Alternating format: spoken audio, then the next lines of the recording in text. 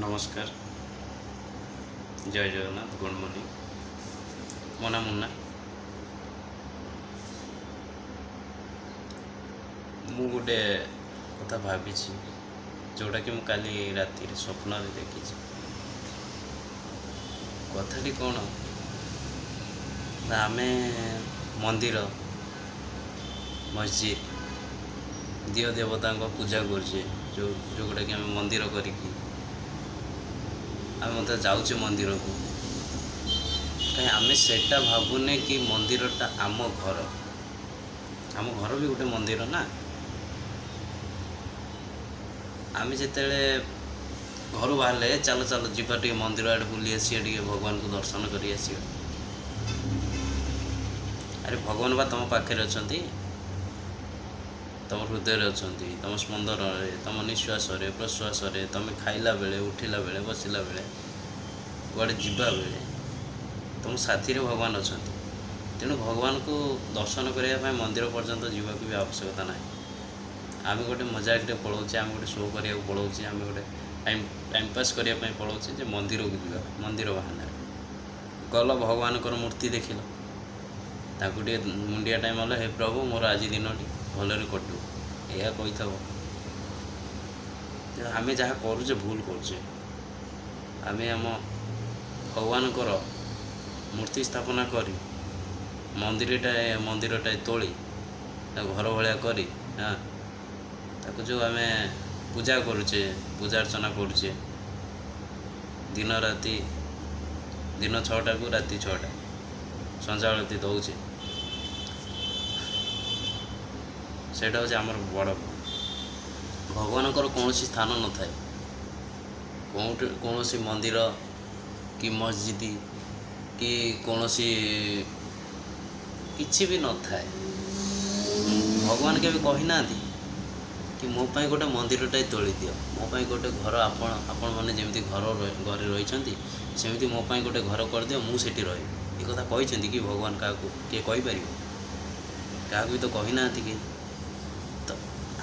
आम भितर भगवान अच्छा आम जमी गोटे गोटे मनीष तो भगवान रूपी मनीष सी भी अच्छी आम भितर जी कि आम परमात्मा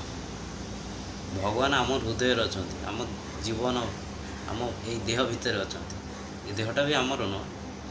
तो आम जो शरीर मानव रूपी शरीर धारण करें ये शरीर भितर ही अच्छा परमात्मा रूप में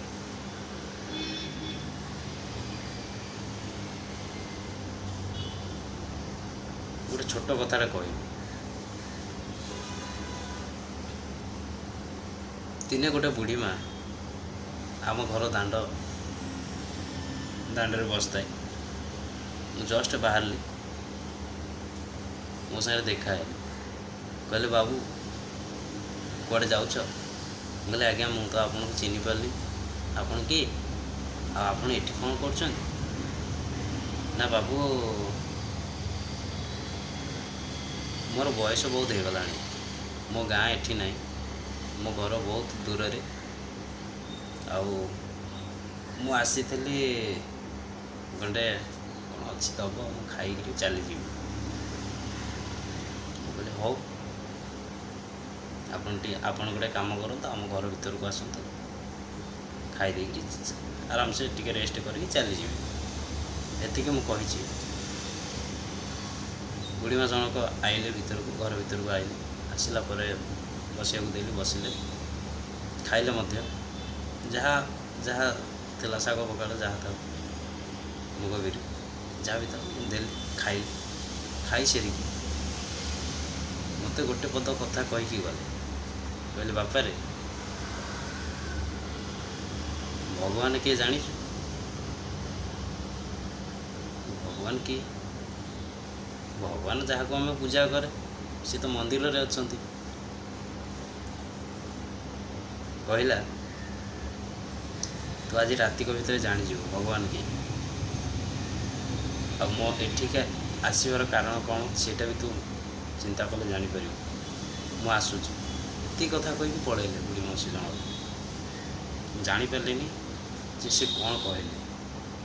से कथाटा को रियलाइज कली फिल कली भाविली से कथा कि मत ଯେ ହଠାତ୍ ଅଚାନକ ଇଏ ପ୍ରଶ୍ନ ପଚାରିବାର କାରଣ କ'ଣ? ଆଉ ସେ ବୁଢ଼ୀ ମାଉସୀ ଜଣକ କିଏ ଥିଲେ? ମୁଁ ତ କହିବି ଭଗବାନ ଥିଲେ। କାରଣ ସେ ଯେଉଁଦିନ ଗଲେ ମୋତେ ସେଇଦିନ ସ୍ୱପ୍ନ ହେଲା, ମୁଁ ସ୍ୱପ୍ନରେ ଦେଖିଲି ଯେ ଭଗବାନଙ୍କର ମନ୍ଦିର ତୋଳି ଆମେ ବହୁତ ବଡ଼ ଭୁଲ କରୁଛେ। ବିନମ୍ର ଅନୁରୋଧ କରୁଛି, ଦୟାକରି ଆପଣମାନେ କୌଣସି ଆପଣଙ୍କର ଘର ଜାଗାରେ ହେଉ କି ଆପଣଙ୍କ ଗାଁ ମଝିରେ ହେଉ, ଆପଣମାନେ ମନ୍ଦିର କରନ୍ତୁ ନାହିଁ। ସେଇଟା ଭଗବାନଙ୍କୁ ଶୋଭା ପାଉନି। ମନ ମନ୍ଦିରରେ ରଖିଛ, ପୂଜା କରୁଛ, ସେତିକି ହିଁ ଯଥେଷ୍ଟ। ଆଉ କିଛି ବି ଆଶା କରୁନି। ରହୁଛି, ଜୟ ଜଗନ୍ନାଥ।